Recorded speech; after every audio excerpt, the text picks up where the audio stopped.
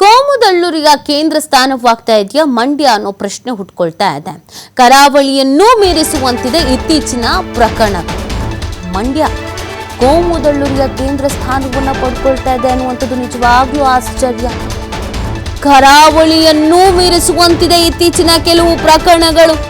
ಸಕ್ಕರೆ ನಾಡು ಅಂತಾನೆ ಫೇಮಸ್ ಆಗಿತ್ತು ಮಂಡ್ಯ ಜಿಲ್ಲೆ. ಮಂಡ್ಯ ಕೋಮು ಸಂಘರ್ಷದ ಬೀಡಾಗ್ತಾ ಇದೆಯಾ ಅನ್ನುವಂತ ಆತಂಕ ಎದುರಾಗ್ತಾ ಇದೆ. ಕೋಮು ಸಂಘರ್ಷದಲ್ಲಿ ರಾಜ್ಯದಲ್ಲೇ ಮಂಡ್ಯಕ್ಕೆ ಪ್ರಥಮ ಸ್ಥಾನ. ಕಳೆದ 3 ವರ್ಷಗಳಿಂದ ಮಂಡ್ಯಕ್ಕೆ ಮೊದಲ ಸ್ಥಾನ ಬರ್ತಾ ಇದೆ. ಬೆಚ್ಚಿ ಬೀಳಿಸ್ತಾ ಇದೆ ಸರ್ಕಾರ ಬಿಡುಗಡೆ ಮಾಡಿರುವಂತ ವರದಿ ನೋಡಿ. 2024ರಿಂದ 2026ರವರೆಗೆ ಒಟ್ಟು ಪ್ರಕರಣಗಳು ದಾಖಲಾಗಿರೋದು 70 ಪ್ರಕರಣಗಳು ದಾಖಲಾಗಿದೆ. ಇದರಲ್ಲಿ ಮಂಡ್ಯ ಜಿಲ್ಲೆ ಒಂದರಲ್ಲೇನೆ ಒಟ್ಟು 34 ಪ್ರಕರಣಗಳು ದಾಖಲಾಗಿರೋದು. ಶೇಕಡವಾರು ಗಮನಿಸೋದಾದ್ರೆ ಜಿಲ್ಲೆಯಲ್ಲಿ 48.57 ಪ್ರಕರಣಗಳು. ಹೀಗಾಗಿ ಮಂಡ್ಯ ಜಿಲ್ಲೆಯಲ್ಲಿ ವಿಶೇಷ ಕಾರ್ಯಪಡೆ ರಚನೆ ಮಾಡಬೇಕು ಅನ್ನೋ ಮಾತು ಕೇಳಿ ಬರ್ತಾ ಇದೆ. ಕೋಮು ಗಲಭೆ ಪ್ರಕರಣ ಹೆಚ್ಚುತ್ತಿರುವ ಹಿನ್ನೆಲೆಯಲ್ಲಿ ಕಾರ್ಯಪಡೆ ರಚನೆಗೆ ಮುಂದಾಗಲಾಗಿದೆ. ನೋಡಿ, ನಾವು ಕರಾವಳಿ ಭಾಗ ಅಂತ ಬಂದಾಗ ಈ ಥರದ ಘಟನೆಗಳು ನಡೀತೆ ಅಂತ ನಾವು ಅಂದ್ಕೊಳ್ತಾ ಇದ್ವಿ, ಹೇಳ್ತಾ ಇದ್ವಿ. ಇಲ್ಲಿವರೆಗೂ ಅದೊಂದು ಮೈಂಡ್ ಸೆಟ್ ಇತ್ತು, ಬಿಡಿ ಕರಾವಳಿಯಲ್ಲಿ ಈ ಥರದ್ದು ಜಾಸ್ತಿ ಅಂತ. ಮಂಡ್ಯ ಅಂದಿದ ತಕ್ಷಣ ನಮಗೆ ಸಕ್ಕರೆ ನಾಡು, ಕೃಷಿಗೆ ಸಂಬಂಧಪಟ್ಟಂತೆ ರೈತರಿಗೆ ಸಂಬಂಧಪಟ್ಟಂತೆ ಒಂದಷ್ಟು ಹೋರಾಟಗಳಾಗಿದೆ. ಈ ಥರದ್ದೆಲ್ಲ ನಾವು ಗಮನಿಸ್ತಾ ಇದ್ವಿ. ಆದರೆ ಕಳೆದ 3 ವರ್ಷದಲ್ಲಿ ಕೋಮುದಳ್ಳೂರಿಯ ಕೇಂದ್ರ ಸ್ಥಾನ ಅನ್ನುವಂಥ ಹಣೆಪಟ್ಟಿಯನ್ನು ಮಂಡ್ಯ ಪಡ್ಕೊಳ್ತಾ ಇದೆ. ಇದು ಅವಶ್ಯಕತೆ ಇರಲಿಲ್ಲ, ಮಂಡ್ಯಗೆ ಇದು ಅವಶ್ಯಕತೆ ಇರಲಿಲ್ಲ. ನೋಡಿ, 2024ರಲ್ಲಿ ನಾಗಮಂಗಲದಲ್ಲಿ 24 ಪ್ರಕರಣ, ಕೇವಲ ನಾಗಮಂಗಲದಲ್ಲಿ ಮಾತ್ರ 24 ಪ್ರಕರಣ. ಅಂದರೆ ಯೋಚನೆ ಮಾಡಿ, ಮಂಡ್ಯದಲ್ಲಿ ಅದೇನು ಕತೆ ಆಗ್ತಿದೆ, ನಾಗಮಂಗಲದಲ್ಲಿ ಅದೇನು ಕತೆ ಆಗ್ತಾ ಇದೆ ಅಂತ. 2025ರಲ್ಲಿ ಮದ್ದೂರಿನಲ್ಲಿ 10 ಪ್ರಕರಣ ದಾಖಲು.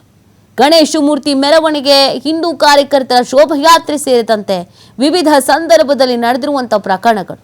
ವಿಧಾನ ಪರಿಷತ್ನಲ್ಲಿ ದಾಖಲೆ ಸಹಿತ ಮಾಹಿತಿ ಬಿಡುಗಡೆ ಮಾಡಿರುವಂಥದ್ದು ಸರ್ಕಾರ. MLC ಮಧುಜಿ ಮಾದೇಗೌಡ ಪ್ರಶ್ನೆಗೆ ಗೃಹ ಸಚಿವರು ಲಿಖಿತ ಉತ್ತರವನ್ನು ಕೊಟ್ಟಿದ್ದಾರೆ.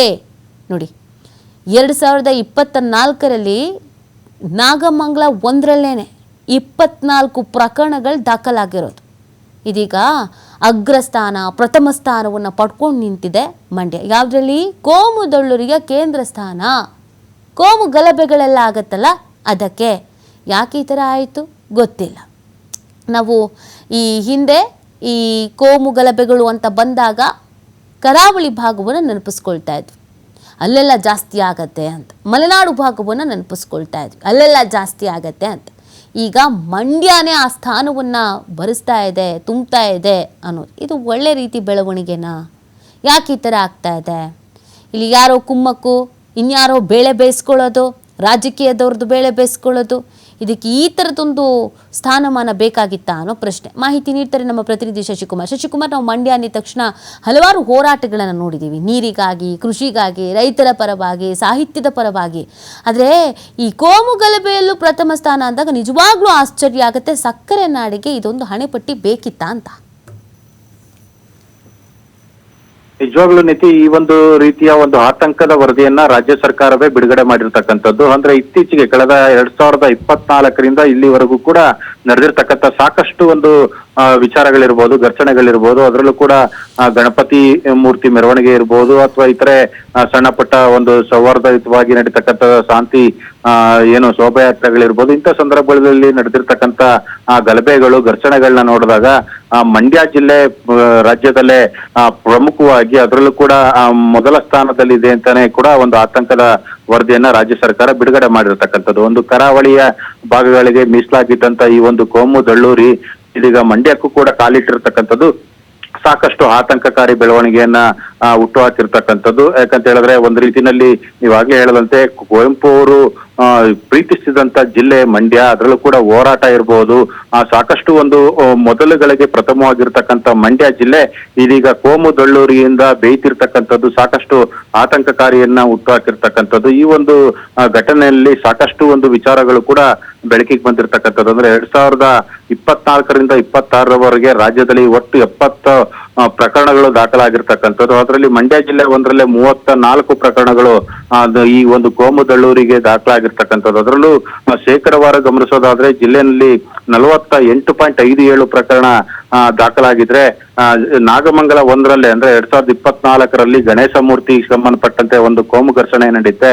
ಆ ಪ್ರಕರಣದಲ್ಲಿ ಒಟ್ಟು 24 ಪ್ರಕರಣಗಳು ದಾಖಲಾಗಿದ್ರೆ 2025ರಲ್ಲಿ ಮದ್ದೂರಿನಲ್ಲಿ ನಡೆದಂತ ಮತ್ತೊಂದು ಗಣೇಶ ಮೂರ್ತಿ ಮೇಲೆ ಒಂದು ಕಲ್ಲು ತೂರಾಟ ಪ್ರಕರಣಕ್ಕೆ ಸಂಬಂಧಪಟ್ಟಂತೆ ಅಲ್ಲೂ ಕೂಡ 10 ಪ್ರಕರಣಗಳು ದಾಖಲಾಗಿರ್ತಕ್ಕಂಥದ್ದು. ಈ ಒಂದು ಪ್ರಕರಣಗಳು ದಿನೇ ದಿನೇ ಹೆಚ್ಚಾಗ್ತಿರೋ ಅಂದ್ರೆ ವರ್ಷದಿಂದ ವರ್ಷಕ್ಕೆ ಹೆಚ್ಚಾಗ್ತಿರೋದನ್ನ ಗಮನಿಸಿದ್ರೆ ಏನು ಕರಾವಳಿಯಲ್ಲಿ ಇದ್ದಂತ ಈ ಕೋಮು ದಳ್ಳೂರಿ ಸಕ್ಕರೆ ಮಂಡ್ಯಕ್ಕೂ ಕೂಡ ಕಾಲಿಟ್ಟಿದ್ಯಾ ಅನ್ನೋ ಒಂದು ಆತಂಕ ಕೂಡ ಮನೆ ಮಾಡಿರ್ತಕ್ಕಂಥದ್ದು. ಹೀಗಾಗಿ ಈ ರಾಜ್ಯ ಸರ್ಕಾರ ಈಗಾಗಲೇ ಜಿಲ್ಲೆಯಲ್ಲಿ ವಿಶೇಷ ಕಾರ್ಯಪಡೆಯನ್ನ ರಚನೆ ಮಾಡ್ಲಿಕ್ಕೂ ಕೂಡ ಒಂದು ಸನ್ನದ್ಧರಾಗಿರ್ತಕ್ಕಂಥದ್ದು. ಇದಕ್ಕೆ ಸಂಬಂಧಪಟ್ಟಂತೆ ಕಳೆದ ಇತ್ತೀಚೆಗೆ ಮುಕ್ತಾಯವಾದಂತ ಏನು ಬಜೆಟ್ ಅಧಿವೇಶನದಲ್ಲಿ ವಿಧಾನ ಪರಿಷತ್ ಸದಸ್ಯರಾಗಿರ್ತಕ್ಕಂಥ ಮಧು ಜಿ ಮಾದೇಗೌಡರು ಕೇಳಿರ್ತಕ್ಕಂಥ ಪ್ರಶ್ನೆಗೆ ರಾಜ್ಯ ಸರ್ಕಾರ ಅದರಲ್ಲೂ ಕೂಡ ಗೃಹ ಮಂತ್ರಿಗಳು ಈ ಒಂದು ಆತಂಕಕಾರಿ ಒಂದು ಉತ್ತರವನ್ನ ಕೂಡ ಕೊಟ್ಟಿರ್ತಕ್ಕಂಥದ್ದು. ಅಂದ್ರೆ ಮಂಡ್ಯ ಜಿಲ್ಲೆ ಅಂತ ಹೇಳಿದ್ರೆ ಶಾಂತಿ ಸುವ್ಯವಸ್ಥೆಗೆ ಏನು ಕೋಮು ಸೌಹಾರ್ದತೆಗೆ ಒಂದು ಕಾರಣವಾಗಿದ್ದಂತ ಜಿಲ್ಲೆ. ಇಂಥ ಜಿಲ್ಲೆನಲ್ಲಿ ಈ ಒಂದು ಪ್ರಕರಣಗಳು ವರ್ಷದಿಂದ ವರ್ಷಕ್ಕೆ ಹೆಚ್ಚಾಗ್ತಿರ್ತಕ್ಕಂಥದ್ದು ಸಾಕಷ್ಟು ಆತಂಕವನ್ನ ಹುಟ್ಟು ಹಾಕಿದ್ರೆ ಜೊತೆಗೆ ಸಾಕಷ್ಟು ಒಂದು ಅಂದ್ರೆ ಇತ್ತೀಚೆಗೆ ನಡೀತಿರ್ತಕ್ಕಂಥ ಒಂದು ಈ ರೀತಿಯ ಒಂದು ಶೋಭಾಯಾತ್ರೆಗಳಿರ್ಬೋದು ಅಥವಾ ಇತರೆ ಏನು ಹಿಂದೂ ಸಂಘಟನೆಗಳು ನಡೆಸಿರ್ತಕ್ಕಂಥ ಒಂದು ಯಾತ್ರೆಗಳಿರ್ಬೋದು. ಇಂಥ ಯಾತ್ರೆಗಳಿಂದಾಗಿ ದಿನೇ ದಿನೇ ಕೋಮು ಸೌಹಾರ್ದತೆಗೆ ಧಕ್ಕೆ ತರ್ತಕ್ಕಂಥ ಭಾಷಣ ಮಾಡುವಂತವ್ರು ಕೂಡ ದಿನೇ ದಿನೇ ಹೆಚ್ಚಾಗ್ತಾ ಇರ್ತಕ್ಕಂಥದ್ದು. ಇತ್ತೀಚೆಗೆ ಏನೋ ಯತ್ನಾಳ್ ಅವರು ಇರ್ಬೋದು, ಅನಂತಕುಮಾರ್ ಹೆಗಡೆ ಅವರು ಮದ್ದೂರಿಗೆ ಬಂದಂತ ಸಂದರ್ಭದಲ್ಲೂ ಕೂಡ ಈ ರೀತಿಯ ಕೋಮು ದ್ವೇಷದ ಒಂದು ಮಾತುಗಳನ್ನ ಭಾಷಣಗಳನ್ನ ಮಾಡೋದ್ರ ಮುಖಾಂತರವಾಗಿ ಅವ್ರ ವಿರುದ್ಧವೂ ಕೂಡ FIR ದಾಖಲಾಗಿರ್ತಕ್ಕಂಥದ್ದು. ಇವತ್ತು ನಾಳೆ ಕೂಡ ಮಂಡ್ಯ ನಗರದಲ್ಲೂ ಕೂಡ ಒಂದು ಯಾತ್ರೆ ಕೂಡ ನಡೀತಾ ಇರ್ತಕ್ಕಂಥದ್ದು. ಹೀಗಾಗಿ ಏನು ಆ ಭಾಗಕ್ಕೆ ಸೀಮಿತವಾಗಿದ್ದಂತ ಅಂದ್ರೆ ಕರಾವಳಿ ಭಾಗಕ್ಕೆ ಸೀಮಿತವಾಗಿದ್ದಂತ ಇಂಥ ಪ್ರಕರಣಗಳು ಇಂಥ ಘಟನೆಗಳು ಇದೀಗ ಮಂಡ್ಯದಲ್ಲೂ ಕೂಡ ಹೆಚ್ಚಾಗ್ತಿರ್ತಕ್ಕಂಥದ್ದು ಸಾಕಷ್ಟು ಒಂದು ಆತಂಕವನ್ನು ಕೂಡ ಹುಟ್ಟಾಕಿರ್ತಕ್ಕಂಥದ್ದು. ಹೀಗಾಗಿ ಈ ಒಂದು ಘಟನೆಗಳನ್ನ ಅಥವಾ ಇಂಥ ಪ್ರಕರಣಗಳನ್ನ ತಡೀಲಿ ನಿಟ್ಟಿನಲ್ಲಿ ಜಿಲ್ಲಾಡಳಿತ ಆಗ್ಬೋದು ಅಥವಾ ರಾಜ್ಯ ಸರ್ಕಾರ ಆಗ್ಬೋದು, ಪೊಲೀಸ್ ಇಲಾಖೆ ಯಾವ ರೀತಿಯ ಒಂದು ಕ್ರಮವನ್ನ ಕೈಗೊಳ್ಳುತ್ತೆ ಅಥವಾ ಜಿಲ್ಲೆನಲ್ಲಿ ಶಾಂತಿ ಸುವ್ಯವಸ್ಥೆ ಕಾಪಾಡ್ಲಿಕ್ಕೆ ಯಾವ ರೀತಿಯ ಕ್ರಮವನ್ನ ಅಥವಾ ಮುಂಜಾಗ್ರತಾ ಕ್ರಮವನ್ನ ಕೈಗೊಳ್ತಾರೆ ಅನ್ನೋದನ್ನ ಕಾದ್ ನೋಡ್ಬೇಕಾಗಿರ್ತಕ್ಕಂಥದ್ದು. ಒಟ್ಟಾರೆ ಹೇಳ್ಬೇಕಂತ ಹೇಳಿದ್ರೆ ಇಂಥ ಪ್ರಕರಣಗಳಿಂದಾಗಿ ಇಂಥ ಪ್ರಕರಣಗಳು ದಿನೇ ದಿನೇ ಒಂದು ವರ್ಷದಿಂದ ವರ್ಷಕ್ಕೆ ಹೆಚ್ಚಾಗ್ತಿರ್ತಕ್ಕಂಥದ್ದು ಜಿಲ್ಲೆಯ ಜನರಲ್ಲಿ ಒಂದು ರೀತಿ ಮತ್ತೆ ಏನು ಒಂದಷ್ಟು ಭಯದ ವಾತಾವರಣ ಕೂಡ ಹುಟ್ಟು ಹಾಕಿರ್ತಕ್ಕಂಥದ್ದು. ನೀತಿ. ಓಕೆ, ಥ್ಯಾಂಕ್ ಯು ಶಶಿಕುಮಾರ್ ತಮ್ಮ